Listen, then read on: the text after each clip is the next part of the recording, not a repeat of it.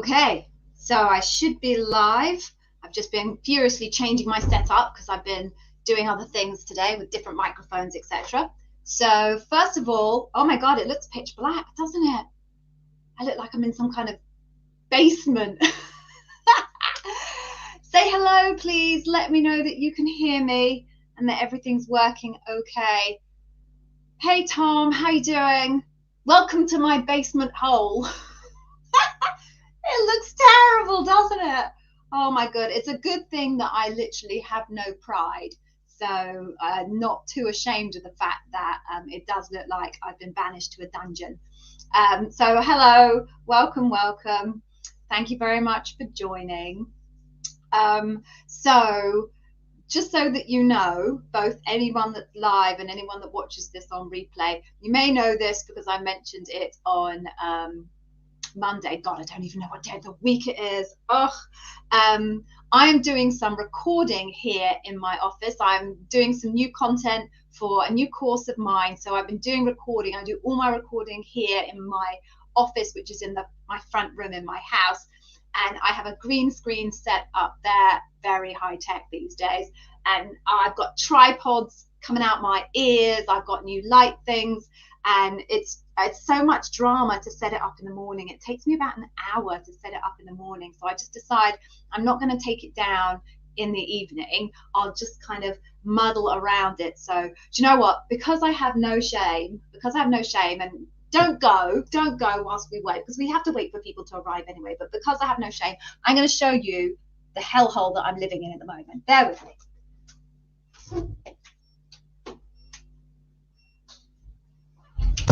Right, so that's the weird ceiling light in my office. And then look. So here we've got, look, it's the green screen. Look, it goes with all of my flowers. I'm a big plant person these days. Since COVID, I started getting lots of plants in my house. So there's my green screen over my unit, which you might recognize from my videos. That's the unit that's usually in my videos. That's now covered in a green screen. I've got tripod here. I've got lights there. I've got, look, duvets. This is my advanced soundproofing system.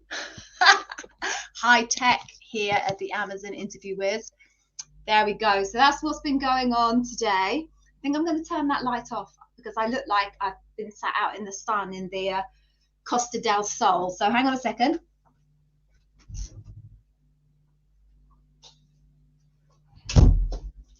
Right, we're back in the basement now. So, okay, so it always takes people a little bit of time to show up. So whilst we wait, it'd be great if you could just let me know where you're from. So there's only a few of you here at the moment. People are always quite slow to show up, and it's only 5:34 my time. So say hello, please, and let me know where you are from and what time it is where you're from as well. Because I know we're all coming in from different parts of the world. Some of you will be sat there with your coffee. Others will be sat there with their evening hot chocolate. So let me know. So Tom, where are you coming from? I don't recognize your name, Tom, so I'm not even going to guess that I know where you are tuning in from. So please let me know. And the water parrot. The water parrot. Nice. Where are you from? Oh, and I look great. Thank you. Do you like my new glasses? Do you like my new glasses? I'm not entirely sure. I do fear I look a lot like my mother, which is never a good thing. And say that to my husband and he'll freak out. But I'm slightly fearful that I look like my mother in these glasses from the old photos from the 70s. But yes, okay. So water parrot, where are you from? We've got Ahana. Have I got that right? I hope I've pronounced your name correctly. I do apologize if I haven't. Where are you coming in from? And Sari 2014's back. Oh, you had your loop yesterday, Sari 2014. Exciting. Right, I hope that went well. I'm sure you'll have a couple of things to say in the comments to let me know how it went. Oh, good, Ahana, I pronounced your name correctly. I feel better now. Okay, right. Oh, Ksenia? I'm going for Ksenia. Sorry if I've got that wrong. You are here in London. Okay, so we're not too far away from each other. We've got Dave. Oh, Dave. Oh, Dave, I'm excited. I'm excited to hear that news. So I'll share that with, I'll put that up on the screen a little bit later so everybody can see it. Ahana, you're coming in from Dubai. Oh, I bet it's nice in Dubai right now. It's probably all warm and lovely and sunny, and compared to the depths of blackness that is here in London. All right, so do you know what? Why not? Let's just get going, and then whoever else shows up, shows up. Right, so let me do my intro. If you don't already know, which you probably do because you've come from my YouTube channel, I am Gigi and I am the Amazon Interview Whiz. I was a senior leader, L7, at Amazon, and obviously because of that I was a hiring manager, and most particularly useful for you all is I was a bar raiser at Amazon, obviously. So I now run my own kind of Amazon interview preparation ecosystem. For those of you that don't know, the big difference between a bar raiser and pretty much anyone else you'll hear talking about Amazon interview prep is recruiters, normal hiring managers, interviewers, they really function in quite a small bubble when it comes to interviewing. Recruiters will only interview for people within their kind of recruitment skills area. So they'll probably only recruit for SDE, solutions designers, or they might only recruit for brand managers, vendor managers, but they tend to be kind of in a little bit of a bubble.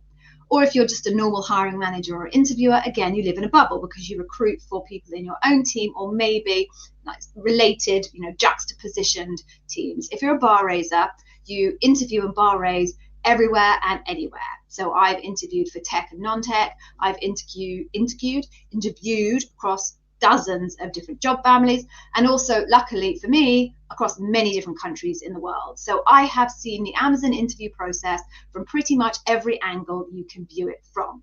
I personally have given the go to hire hundreds of Amazonians, and I have spent thousands of hours interviewing. Since leaving Amazon, I've set up my own little ecosystem. As I said, I'm on a personal mission to make Amazon interview expertise accessible to everybody. There's a whole bunch of coaches out there. You'll know that, right? You'll know how much content there is there on YouTube.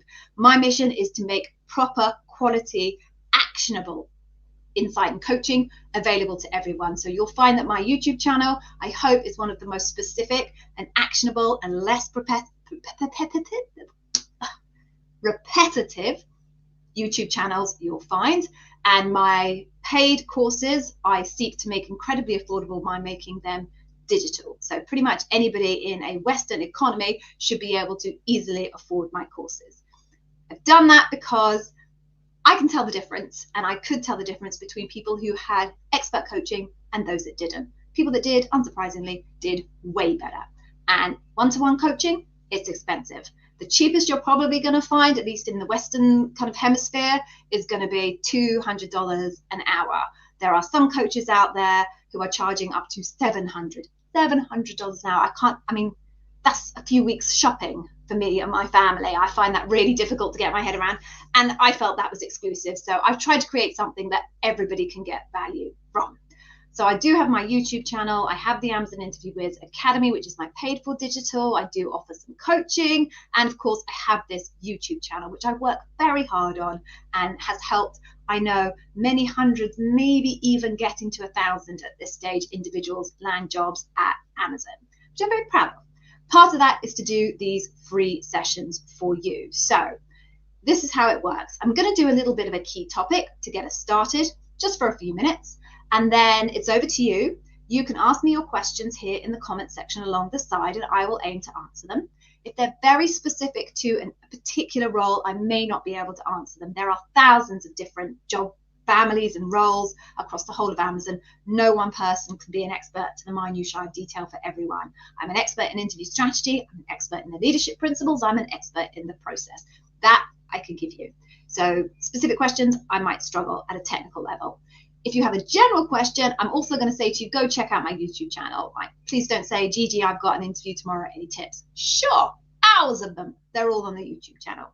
So if you have a specific question, I don't know what's wrong with my mouth today. I'm doing loads of recording, and I think I've obviously been speaking far too much, which is something for me. Ask questions. I will do my best to answer them. What else do I need to say to you? Please stay until the end. I have YouTube's best Amazon interview preparation freebie out there. I stake my reputation on that. Best one out there. So don't leave before you find out how you get hold of that. Okay, so on that note then, we are going to start with the key topic of the day. So loads of you, I know, will be trawling the web looking for all of the questions that you can find that are marked as being the most popular, the most common Amazon interview questions. I know this because people come to me all the time asking me them and saying, I found this question, which leadership principle does it relate to? Sometimes it's rubbish, and they are questions that there is no way on God's green earth are top and most popular questions. Some of them may have been asked once to somebody, but certainly not top questions. Others is good, right? There are definitely sites out there, I'm not going to name them for you, but there are sites out there where people have obviously been literally handed the Amazon interview question bank and have literally republished them on their websites. They weren't supposed to do that because that's meant to be confidential, but they've done it. I know those sites, I found it myself. So some of the stuff that you get will be good. But, and here is the kicker, the Amazon interview question bank, if you don't know what that is, it is a resource that Amazon provides to its interviewers that has between about 9 and 15 different questions per leadership principle that they can pick from for their interview. So when they go in to interview you, someone will have assigned them leadership principles, usually 2, and then they can simply go to the AIQB and pick which of the 9 to 15 questions for that leadership principle they want to use in your interview. They'll use the ones that they like the most. Usually everyone's got some favorites. I have some favorite questions myself. Everyone will have their favorites, so they'll generally pick their favorites. But they can also make them up themselves, completely make them up themselves, assuming that they understand the leadership principles. Hopefully they'll be good ones. So if you're just thinking about the AIQB, Amazon Interview Question Bank, there are 148 possible questions that could be picked for your interview from the AIQB. Plus, your interviewer can make up their own completely. So, what you should not do, and this is certainly something that I hear candidates telling me they do. It's hilarious when I say that. I don't know why that amuses me so much. It does. Is they try and come up with specific examples for every single question they come across. It's just a road to a nightmare, quite honestly, because there's no way you can come up with 148 different examples for all of those different leadership principles. And even if you could easily get sideswiped by an interviewer who's made up their own question.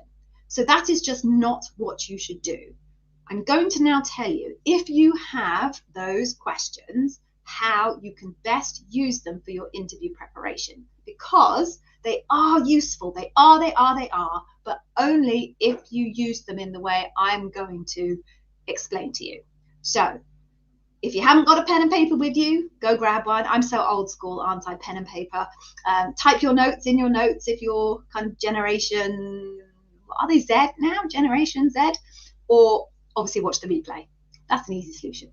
All right, so first thing you need to do is understand the leadership principles. Now, I know that sounds a bit banal as a statement, but seriously, you have to really study them and understand them, because they've got nuances in them. I've suddenly got this stupid reminder pop up. Do you all hate reminders from your calendar that just appear in the middle of nowhere? Right. They have nuances in them, right? So I have unpicked those nuances in my academy, my paid for courses. I've unpicked those nuances and I've created a system that I call facets, right? So each leadership principle has multiple nuances / facets. I'm going to call them facets from now on because that's the language of my academy. And let's say customer obsession has 4 facets, and you can find out what they are if you hang on until the end. Something along the lines of a bias fraction has 3 facets for bias fraction. So you need to understand the leadership principles to that level of specificity. Once you understand, and I've got a reminder, my son needs to go to fire cadets. There you go. Once you understand those leadership principles, what you now need to do is go back to your career history. Go back to your career history. I recommend no more than 4 years if you can help it. Go back to your career history and find the best examples you can come up with. What things have you been super, super proud of in your career history that just make you feel, oh, I was wonderful that day? Find those, write them down, and write them down in the deepest detail that you can remember. Okay, deepest detail. Once you've done that, then go back to your job description. Right? This is a big old step-by-step guide here, but go to your job description and deconstruct it. Right? If you don't know how to do that, check out my videos that I've done previously on lives where I've deconstructed job descriptions live. Go check those out. I offer a service where I can also do that for you, but if you're interested in that, check out the link on the video for the job description deconstructions. Deconstruct your job description and identify the most important leadership principles for your role. So now you've understood the leadership principles, you've got the best stories that you can think of in your career history, and you know what the most important leadership principles are for your role. At that point, go to your most important stories and try and come up with 2 different leadership principles for each story that is going to make that, it tells the story of that story, if that makes any sense. So try and find 2 leadership principles in each of your favorite stories. Find, I'd say, 6 to 10 from your career history that you're super proud of, 2 for each, and then practice or write down your story in the starry format. Do 1-for-1 leadership principle, really biasing on the behaviors of that leadership principle, which you will know because you've really studied the leadership principles, and then do another version where you really bias towards the other behaviors of the other leadership principle because you know it, because you've learned it. Okay, so now you've gone through, you'll have, let's say, 12 to 20 examples or ways of telling those stories that you've come up from your career history. Then have a think about, are there any leadership principles missing? Hopefully you've covered off the most important leadership principles from your job description, but of course there will be more. Usually in your job description you'll find 8 to 10 leadership principles, but of course there's 16. So look at the gap and try and then pick back again into your slightly weaker examples from your career history. Go back a little bit further if you have to fill in the gaps, right? And write them down in your starry structure. If you don't know what I mean by starry, check out my video that talks about the hidden Amazon leadership principle. Now you've got a full set of starry stories for the leadership principles. Now, go back to the AIQB, pull out all of those different questions that you found and pick 4, just 4 for each leadership principle. Excuse me, I've got an itchy nose. Hang on a second. Oh, it's winter. Pick 4 for each leadership principle. Now what you need to do is practice reshaping the examples that you've already crafted in your starry structure from your career history. Practice reshaping those examples to fit the 4 questions that you picked out from your list of AIQBs. The most successful and strongest candidates are the ones that can reshape on the fly. It's a skill. It's definitely a skill you have to practice. So record yourself doing it and play back. But that is the very best way to use those 148 questions from the AIQB, right? Not to try and find an exact answer for each one, but to use it as a training method to practice on the fly, reshaping your core stories. You need core stories, and then you need to be able to adapt them in the moment. So that's my tip about how best to use those 148 questions in the Amazon interview question bank. If you would like to find them and practice with them, I actually have a blog on my website that pretty much tells you what I've just told you here. So check out amazoninterviewwiz.com and go to my interview guide section, and there you will find a blog. It's a little thumbnail, it's green, it says AIQB. Click on that and you'll find a whole article that reflects what I've just said to you here, and you can use that article and the information there to practice reshaping your stories. Please don't try and come up with examples for all 148. You will want to kill yourself by the time you get to, 27. All right, so that is the topic of the day. I hope that was useful for you. Let's now turn to your questions, the moment you've all been waiting for. But before we do that, I'm going to ask you if you would please take a moment to do a little thumbs up on the stream, on this stream. It makes a massive difference to my content's ability to surface in the algorithm if it gets positive engagement signals. And those positive engagement signals are either you putting a comment under a video or you giving it a thumbs up. I put a huge amount of effort into this YouTube channel, and I know hundreds, as I say, if not thousands of people are actually able to use it to land themselves a job. So please, please, I hate the begging bit, but please just take a couple of seconds to like the stream. So I'm going to count down from 3. I usually sing a song at this point, but it's gotten far too humiliating. So I'm going to count down 3, 2, 1 and ask you to just take a second to like the stream.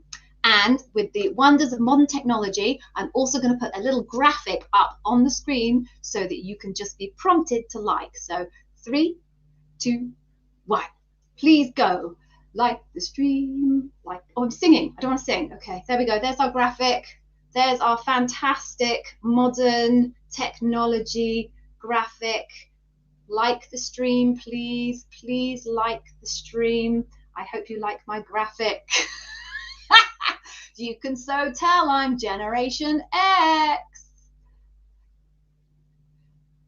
Yeah, okay, job done. Job done. Thank you very much. If you have liked the stream, I am super grateful. If you haven't, I don't know why you wouldn't, but please, please. Right, begging over, humiliation done. Let's go to it and answer your questions, please. If anyone has any suggestions about how I can come up with a more whizzy graphic, although I quite like that, I'm quite pleased with that, let me know. Right, so let's get going with some questions. Oh, okay, so let's just start with, let's go with Dave. Let's go with some good news. I love to start with good news. Dave has got an offer and is now negotiating salary. Yay, go Dave! Woo! Dave, if you haven't already, go check out, I don't know if it's Mondays or I think it's Mondays. It's all got chapters in it. Go check out Mondays because I give some advice on how to get the best out of your salary negotiation. And I also give a tip on an amazing playlist on somebody else's YouTube channel because I am all about sending people to the right place. I'm not about hoarding viewers. So sending you off to somebody else's channel. Quickly, I'll tell you, it's Amy Miller Recruiting in Yoga Pants. She has an amazing playlist, which is, she's called, I think, Let's Talk Money. She's an Amazon recruiter. She's a very good friend of mine. She's worked at Microsoft. She's worked at Google. She's done the whole FANG thing. She knows what she's doing. So go check out her playlist on talking money before you go and do your salary negotiation. Congratulations. Very, very pleased for you. All right, let's move on then. What else do we have?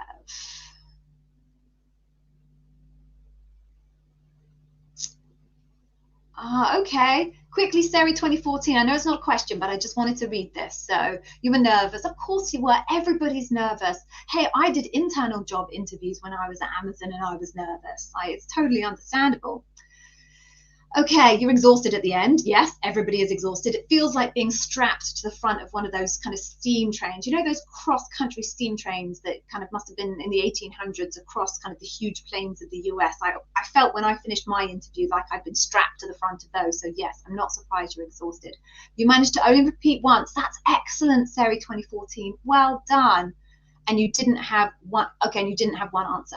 That's absolutely fine. That sounds like almost kind of the best outcome you could get when it comes to repetitions and having answers, Sari 24. That's amazing. Congrats, good luck. We will all have our fingers crossed for you, I'm sure. Okay. Hamid. Right. I am really pleased you asked this question. So systems design, you're asking, do I have any resources I can recommend? Yes, I do. So one of my Academy members managed to got a hire, and they got a hire as a systems designer. They sent me a link to the technical resources that they use to prep for the systems design element of it. side by side to the behavioral stuff, which they obviously got from my academy. So Hamid, I'm not going to put it up now because that involves me jumping to different to my notes, etc. But please come back to this replay, and in the comments I will put the link to the resources that he used and he recommends. They're really good. Okay, so moving on then.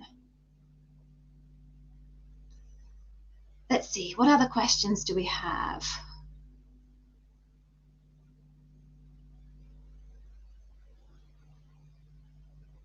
Christina, oh, Christina.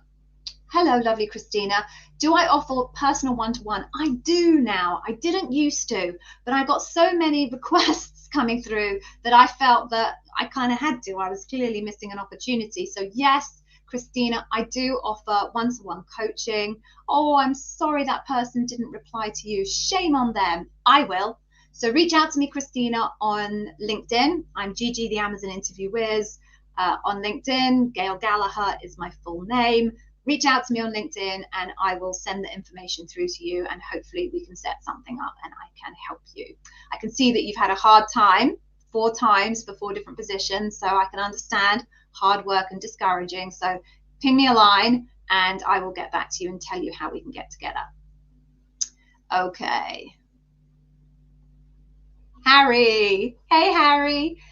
How to answer about a gap in your career if you haven't done anything productive during the gap.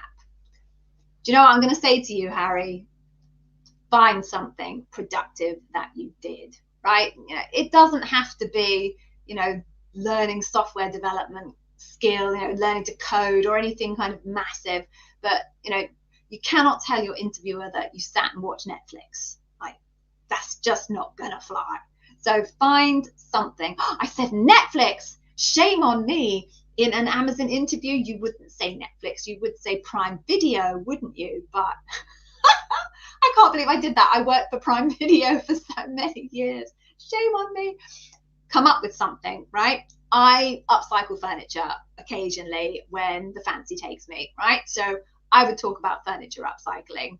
I have a little bit of an interest in behavioral science. So I've read a number of books on behavioral science. So I would talk about that. But Harry, you've got to come to the game with something. So think about all the things you've been doing and then find a way to finesse the narrative. You don't have to go on for hours, but have a couple of things to be able to lay down. And it cannot be that you became an expert in the storefront of Prime Video, because that's not going to work for you.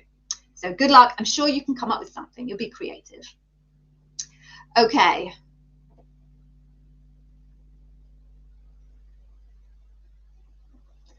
Hey, Water Parrot. That's such a cool kind of login. It's not a login, is it? I don't even know what it's called. Oh, I don't know what's going on with my brain today. Okay. Oh, my best content on YouTube. Thank you. I don't have the highest ranking content on YouTube, which is damn frustrating, but I'm glad you think it's the best quality. At least, you know, if I'm gonna be down there, at least it's good quality. So is it possible to be overqualified for a role? Yes, it definitely is possible to be overqualified for a role. So you're applying for a business analyst and your examples are as project and program manager.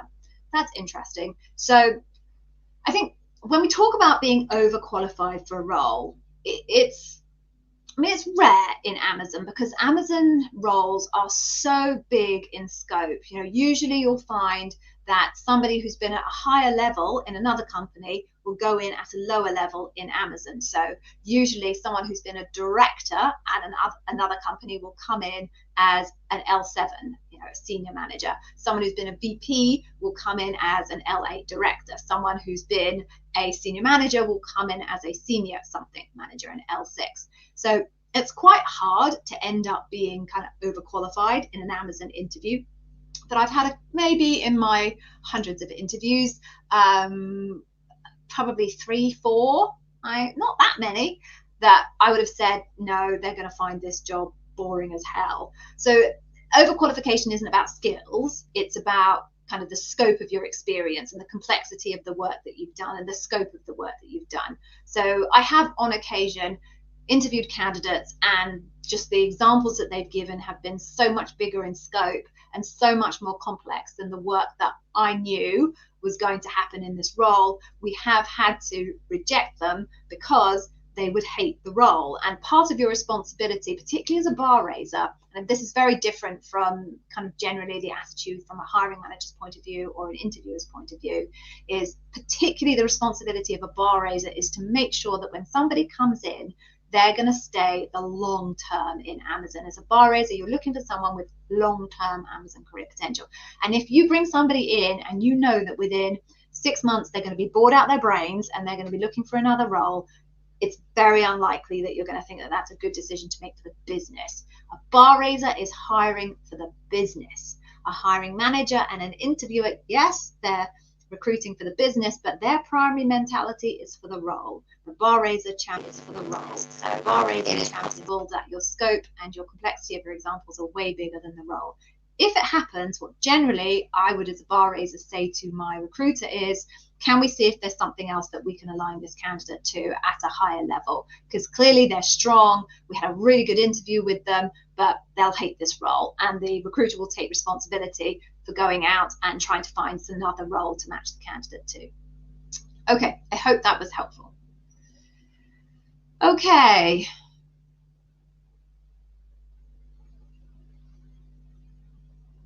Hi, Luca. Right. Yeah. So keywords to spot in the last two principles in the job description. The problem with the last two leadership principles, and by the way, I assume you mean the new ones that arrived in July time, strive to be Earth's best employer and scope and success and scale bring broad responsibility. The problem with those ones is, and I do talk about this quite specifically in the Amazon Interview Whiz Academy, is they are so massive in scope, boom, boom. They cover so many different things, you know, strive to be Earth's best employer. Well, if you think about all of the different things that go into having a good job, a job that you're happy in, and how the different variables that input into you being enjoying your job, they are so vast. And that's the problem, honestly, with those last two, the new leadership principles, is they're less leadership principles and I think more like mission statements and visions for the business. And therefore, I'm sorry, Luca, I'm going to tell you that I can't tell you one or two keywords in the way that I would with bias for action. I would say risk. You know, anything with risk is probably going to be bias for action. Anything with ambiguity is probably going to be bias for action. There's no one or two that you can kind of pin your tail to the donkey on for those two new leadership principles, because they are just such a catch-all for so many different things. But what I will say to you, Luca, is I am yet to hear a single candidate who has been asked questions on those two leadership principles. Now, obviously, it's reliant on them knowing and understanding which questions they've got and whether they have or have not. So there's a little bit of faith on my part, but certainly I've not heard of a single one of my candidates who's been asked that question. And I'm still plugged into recruiters and bar raisers and hiring managers in Amazon. And the narrative I hear from them is that none of them are asking those questions either. So I'm not going to tell you definitively that you will not get asked those questions, but the direction of travel is that probably not. Okay, so moving on then. What other questions do we have?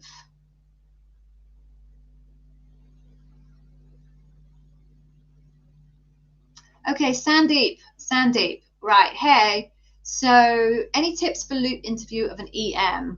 I assume you mean engineering manager. The problem with people doing acronyms like that is there are so many different roles that could easily be termed EM. So engineering manager, economics manager, environmental manager. So please be careful with your acronyms because I have to guess them. So will you expect technical questions? At Amazon, no. Engineering managers aren't expected to do coding. If I have the acronym correct, you should check out the video that I have on my channel with Vivek, who is an engineering leader who was at Amazon for 10 years. He's now at Facebook. We go really, really deep into software development managers, which I assume is what you mean here in terms of an engineering manager. And there's tons of information about there in terms of what you can expect from your loop interview at Amazon. Okay. Right, what else do we have here?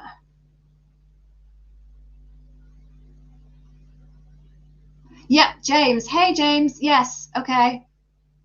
Yeah. So, James, you've got your technical interview coming up. You're in your last year of bachelor's. You want to know if you can use star questions from your school life. Yes, you absolutely can. Amazon expects that because you are a graduate, that you won't have much career history behind you.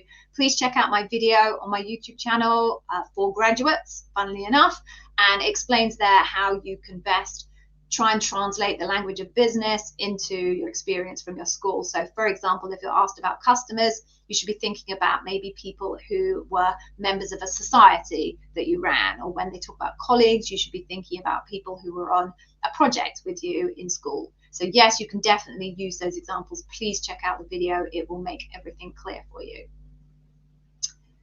Okay, what else do we have?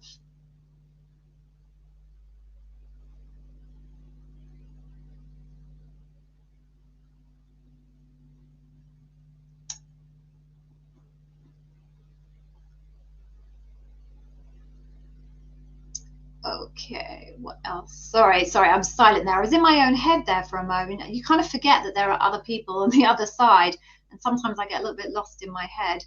Okay. Okay. All right. Hey, this is an interesting question.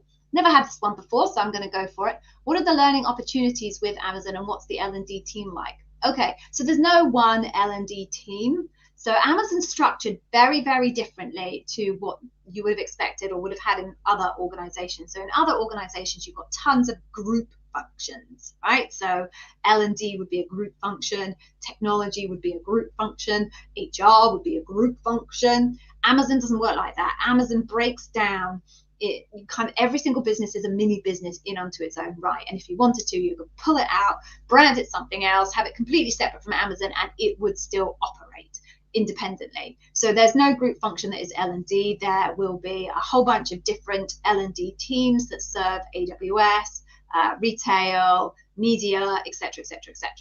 So that's that. Couldn't tell you who they were or what they did because I never actually spoke to a single one of them.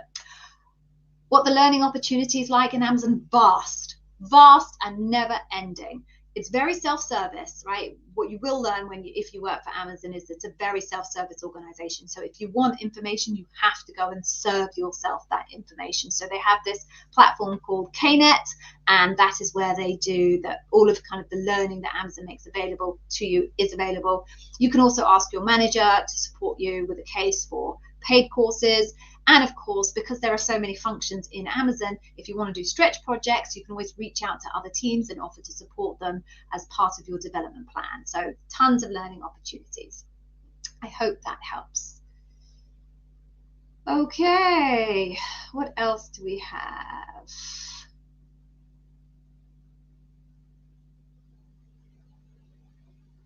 Okay, yes, all right, I'll do this.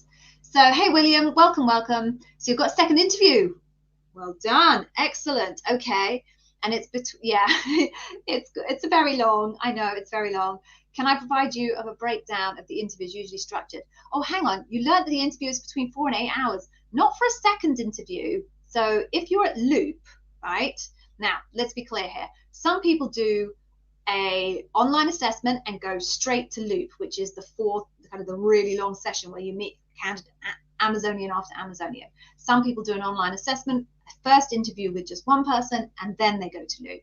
Other people, online assessment, first interview with one person, second interview with one person, and then they go to Loop. So I think what you're describing to me is Loop, where across the course of a day or multiple days, you meet a series of Amazonians, and you will have an individual interview with each one of those Amazonians. Because you're saying it's a second interview, I don't know whether it's the second phone screen, which is just a one-on-one person interview, or whether you're talking about Loop. But either way, the structure is broadly the same, okay? So if you're in a technical role, because you haven't mentioned what type of role, if it's technical, chances are a second interview, whether it's a Loop or whether it's a second phone screen, which aren't phone screens anymore, you'll have some competency questions or some coding kind of challenges, and then you'll have the behavioral questions. So simply 5 minutes, hello, how are you, welcome, why do you want this job, tell me about yourself type nonsense, and then into probably the technical or competencies parts of it. And then if that happens, or if it doesn't happen, after that, you're into the behavioral questions. So tell me about a time when something, something, something. You might have 1 or 2 questions if you've got technical competencies in that interview.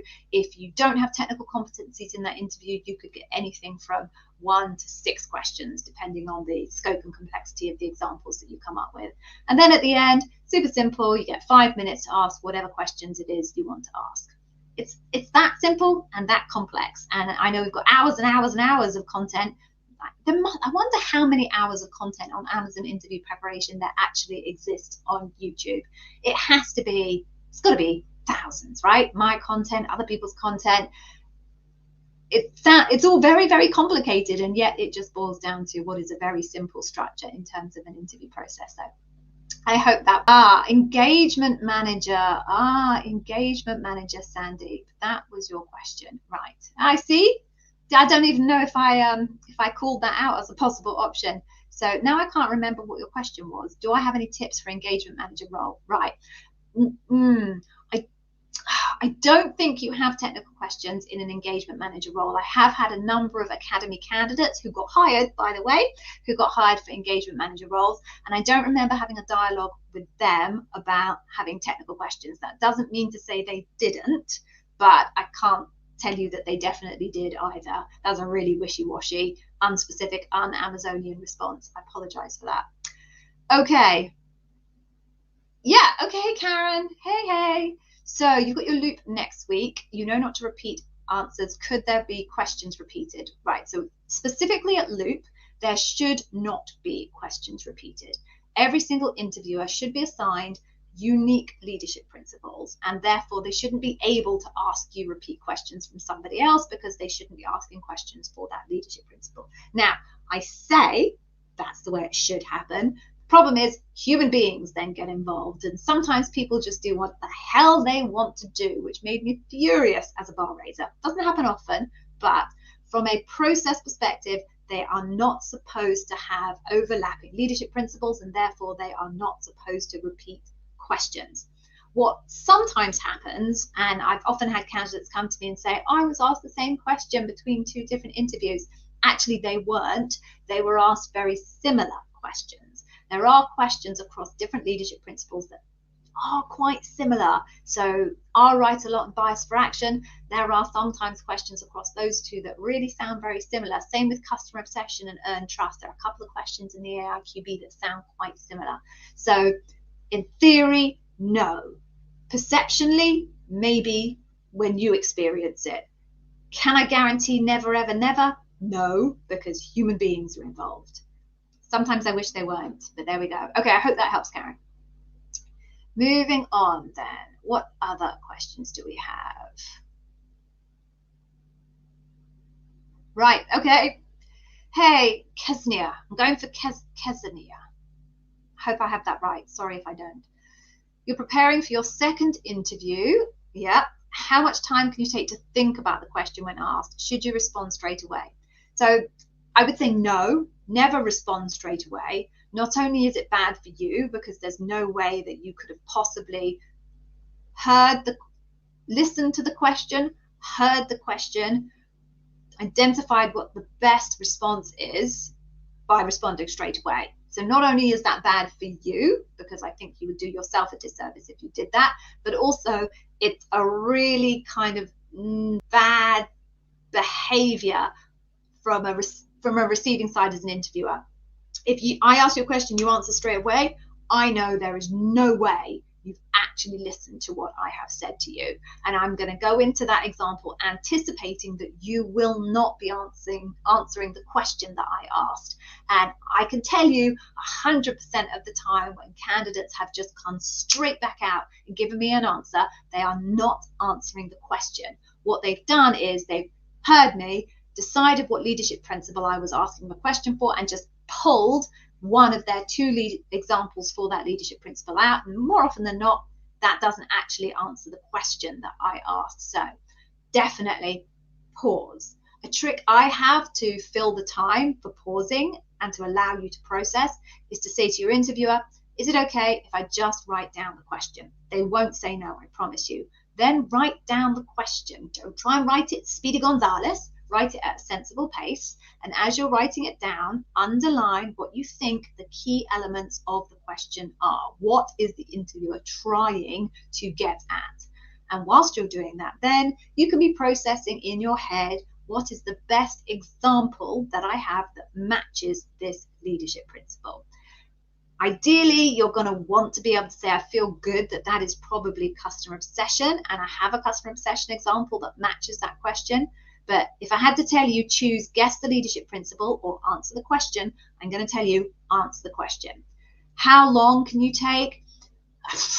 I'm never quite sure how many seconds pass, but you know, it's literally 5-6 seconds. But 5-6 seconds is quite a long time. If you think about how quickly the human brain processes information, 5 or 6 seconds you'll find is plenty of time to actually think about what you're going to respond with. So I hope that was helpful. Okay, so I'm just going to answer this question, Naveen, because I've noticed that you've asked it before and now you're asking it again. So rather than not respond to it, I'm just going to quickly respond to it. So I can't give you advice on how to prep because I know nothing about you or the preparation or what role you were going for. So if you have gone through 6 rounds of interview loop, which is tough at an SDM level L6, that's a lot of rounds. No, actually, well, it depends what you mean by rounds. If you had 6 interviews, that's 4 at loop and 2 early phone screens, that's about normal, actually. If you were saying 6 in loop, that's quite a lot. The best I can do to you is, if you didn't do a thorough interview preparation course like mine, or there are others out there, of course I will tell you that, I won't tell you what they are, but there are others out there. That's my best advice for you. You know, if you did not really make sure that you were 100% prepared in the best possible way that you could be, then if you want to go back to Amazon, do one of those courses. You know, my course is $225 for 10 hours of coaching. There are other courses that are of similar price points. There are other courses that are like $2.5 grand. I'm not sure I would recommend anyone spends $2.5 grand, but there's a lot out there. So my recommendation to you is self-reflect. How much preparation did you do? Would you benefit from a relatively small investment compared to what you'll be earning at Amazon at an L6 SDM level, and make a bit of an investment in preparation? And then if you really want to, find an interview coach to do a one-to-one with, do a mock interview with them, do one question only, and really dive deep into your response to that question. Structure, the information that you're sharing, the data points, the specificity of the data points, your understanding of the leadership principle, etc. Those would be the things that I would say. But obviously it's very generic because I know nothing about you. Okay. Oh, thanks, Christina. Saying nice things. Right. What else do we have? Do we have any other questions? Let's see if there's anything that I have missed. I'm going to scroll back up. Whilst I'm scrolling back up, if you are new to the party, I am going to ask you to please like the stream. It makes a huge difference to my ability to surface on the algorithm. The YouTube algorithm absolutely sucks, if you ask me, and the best content does not surface to the top because I think mine's the best content and it doesn't surface to the top. So I need your help to make that happen. So if you haven't already, please thumbs up the stream, thumbs up the stream. If you have already liked, I wish you could like twice. If you haven't, please do. There's no reason not to, please. All right, so I do hate that. What else do we have? Let me see if there are any other questions. And then, all right, so it looks like, oh, hang on, we've got another one. Right, okay, so Fazia, so you've got an interview with a hiring manager for a senior financial analyst. Can I suggest important questions to target? No, because every single job description is pretty much unique. There are a few. I've recently found that policy managers had very similar job descriptions. I did a job description review for a candidate and discovered that most policy managers' job descriptions are exactly the same, but that's very rare.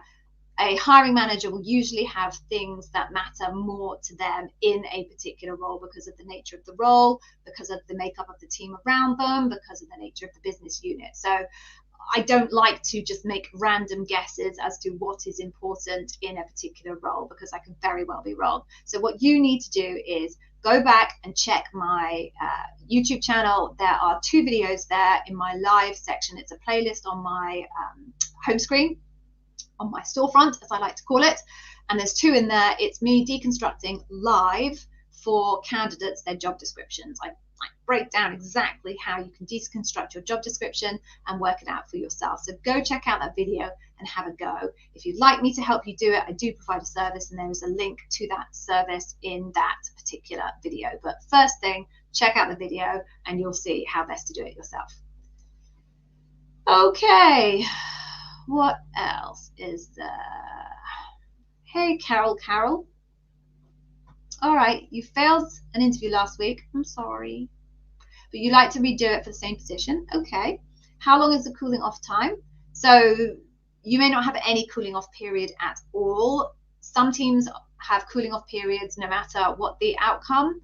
Other teams have only got cooling off periods for candidates who they feel were a very long way off raising the bar. And they don't require cooling off periods for candidates who they feel were almost there but not quite. And how long the cooling off periods are varies depending on the role. So sadly, I cannot tell you exactly what the cooling off period is. You should ask your recruiter. And if your recruiter didn't tell you that there was a cooling off period, you should assume that there isn't and feel free to reapply. Okay, there was another part of this. And the one interview what is wrong with me? I can't speak. And the one interview influenced the decision on a 2 interview. Thank you. I don't understand that question. So please rewrite it in another way, because I don't understand that. Okay. Oh, John.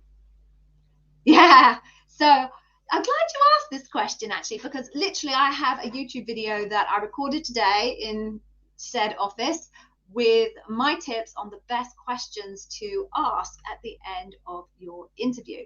And I'm going to tell you the question that I think is the smartest. It is in the video, by the way, but this is a question that I think is the smartest question that anyone should ask of their hiring manager and of the team who they'll be working for, because you'll obviously at Loop, you'll interview with the hiring manager and your peers. So the smartest question is, what is the hiring manager's favorite leadership principle? And the reason why I think that's the smartest is it tells you so much about what that person is like, how they're likely to manage you, what they are really going to be looking for in you. So I won't say that that's the most impressive question I've ever had, but quite frankly, I was never interested in impressive questions. I've always felt that question time should be about you gathering the data that you need to make the decision to give up your current job and all of the stability that goes with it, assuming you're currently employed, and jump ship to Amazon. So I kind of piffle a little bit on people who try and come up with really smart, intelligent questions, because that's not the purpose of question time as far as I'm concerned. I'm impressed by people who use question time to gather data to make their decision, and that's one of my favorite ways of gathering data. I hope that is helpful. Okay.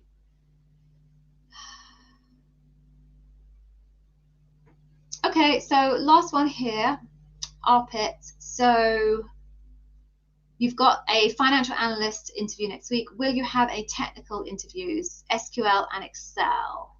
You gave the SHL test, written assessment, and 3 interviews. So senior financial analyst, I would expect you to have some kind of Excel test, maybe SQL, maybe Excel.